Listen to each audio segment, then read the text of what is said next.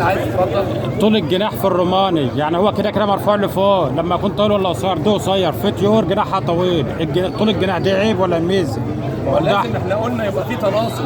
هو متناسق، بس في قصير زي ده قصير، وفي طيور جناحها طويل، لكن اللي فوق متناسق. الجناح طويل معدي الديل؟ لا مش فارق، مش بعدي الديل، يعني سوى الديل، بس الجناح اللي فوق يعني مش مفيش عيب. احنا قلنا الجناح يبقى لفوق، يعني شفت الطير حضرتك؟ شوف الطير متناسق، الجناح فوق الديل متناسق، لكن الجناح قصير. الجناح قصير، الجناح الجناح مش ماشي مع الديل، مش شرط. مفيش مشكله، مش شرط يعني ما يعيبش سواء طول ما يعيبش، يكون متناسق. في تناسق بسبب طول الطير. الجناح بيبقى حسب الطول، القصر والطول، او ممكن شباب يبقى صغير، طير شاب يبقى صغير لسه ما كملش. والروماني على فكره بعد لما الطير يقلش القلشه الاولى وبعد 12 شهر يقلش القلشه الثانيه بيطول لمده 3 قلشات، وكل مره بيطول 2 سم، فجماله من بعد السنه بيبدا يوضح والمواصفات بتاعته تظهر. تمام. طيب احنا كده هنتكلم على الطيور، وفي اكتر من ذكر ما شاء الله تعالى، والتحكيم ما بينهم كان صعب.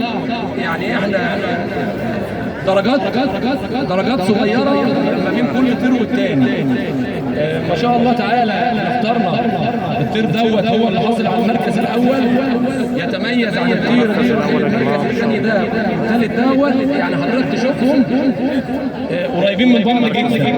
الطير دوت الجفن بتاعه افضل، الحبايك بتاعته اكمل. طبعا الطير دوت لسه عليه ريش.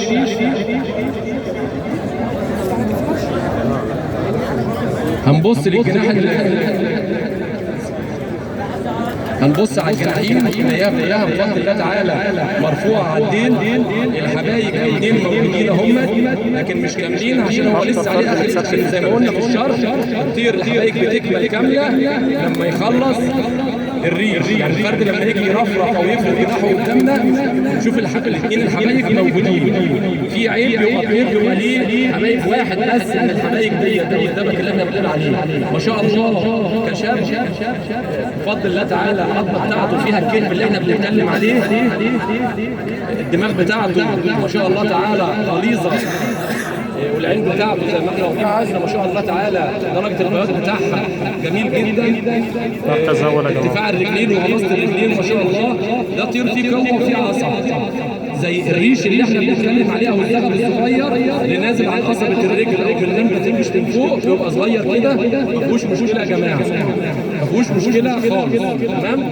ده بيدل على قوه العصب، لان في اكتر من حد واكتر من مره شخص برضه بيتكلموا ديت الطير اللي بيبقى رجليه او قصبه رجليه فيها الثغر الصغير يقول لك عيب اقصاص.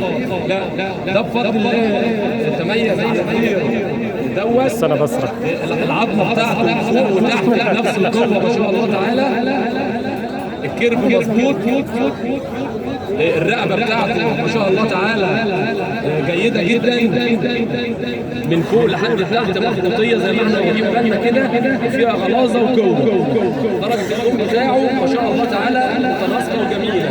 الحبايك اللي في الديل تمام، يعني البراون بار او السيلفر بار او البارات يا جماعه، يبقى الطير زي ما هو في حبايك على الاجنحه، يبقى الديل بتاعه من الحرف عليه البصمه، برضه يبقى عليه ختم من ورا هنا. هي واضحه يا استاذ احمد. برضه عشان الطير لسه في مرحله قلب، اللون دوت بيغمق اكتر وبيبان. الطير الثاني دوت برضه ما شاء الله تعالى جميل، فرق بسيط. يعني احنا لما ناخد وندي لحد لما وصلنا للقرار، الفروق ما بين الثلاث دول بسيطه جدا زي ما قلنا. دوت الباب الثاني اهو زي ما قلنا فيه رفارق صغيره، هي ما هياش معلقه كبيره. تمام. الدماغ بتاع دوت اقل من ده سنه شويه وضع الشيش. تمام. درجه اللون بتاعته فاتحه برضه جيده ما شاء الله تعالى. الحبايك بتاعته